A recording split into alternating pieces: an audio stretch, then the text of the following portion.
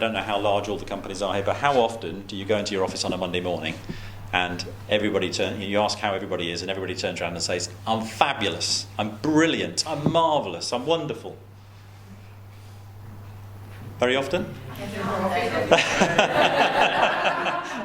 So it happens in our office every day because I am Mr. Fabulous. If you come in and ask me how I am, any time of day or night, I'm fabulous.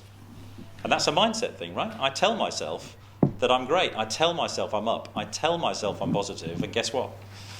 It feeds. People feed off it. So when you go in on a Monday morning, you've had a bit of a rough weekend or you've had too much to drink, go in with a smile on your face and greet people and tell them you're fabulous. Law of attraction. Law of attraction, 100%. I'm wonderful, I'm marvellous, I'm terrific, had a great weekend. Looking forward to the week. Monday mornings, my favourite day of the week. How many people say that? Not many, but it's so easy to say, right? You condition yourself to say it after a while. Monday is my favourite day of the week.